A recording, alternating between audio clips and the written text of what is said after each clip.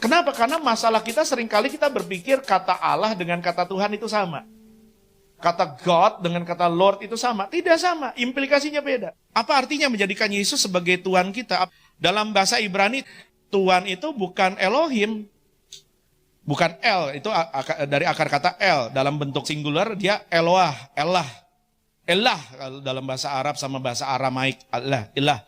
Tapi demi penghormatan biasanya dikasih sufiks im. Untuk menjadikan itu bukan cuma jamak, tetapi penghormatan. Elohim. Kenapa enggak kita sebut Tuhan sebagai Elohim? Karena kata Tuhan tidak diterjemahkan sebagai Elohim. Dia Adonai. Dalam bahasa Yunani bukan Deus, tapi Kurios. Dalam bahasa Arab bukan Rob. Jadi Rob itu apa sih? Bahasa Inggrisnya Rob itu adalah, bilang sama-sama Lord. Bilang sama-sama Master. Ini Tuhan. Jadi Allah itu kata benda. Tuhan itu predikat. Ini apa? Orang. Tapi namanya yang ganteng siapa?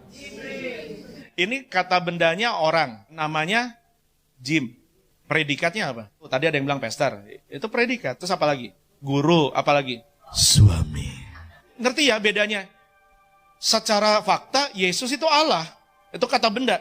Tapi pertanyaannya, predikatnya Yesus jadi Tuhan dalam hidup Anda atau enggak? Itu hal yang berbeda. Nah, menurut KBBI, kata Tuhan itu artinya orang, tempat kita mengabdi, majikan, pemilik, atau yang punya, orang yang patut dihormati. Tapi ini kan Tuhan orang. Membedakan Tuhan orang, Tuhan manusia, dengan Tuhan yang ilahi, caranya gimana?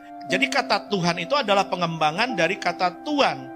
Dari bahasa Melayu kuno. Kita orang Jakarta sama orang Semarang mengungkapkan sesuatu yang besar itu ngucapinnya beda. Sebuah yang besar itu kita sebut apa orang Betawi? Gede, gede. Tapi kalau orang Semarang bilangnya apa? Gede. Bedanya di mana? Yang tadi di Jakarta cuma 4 huruf, di Semarang jadi 5-6 huruf. Ada huruf O sama U sama E di tengah. Gede.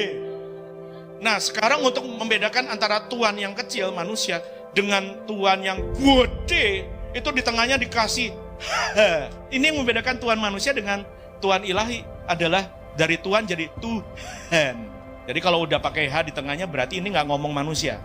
Menjadikan Yesus Tuhan atau Tuhan kita artinya Yesus jadi sang ilahi tempat kita mengabdi, majikan kita, pemilik dan penguasa atas hidup kita yang kita taati dan hormati. Katakan amin.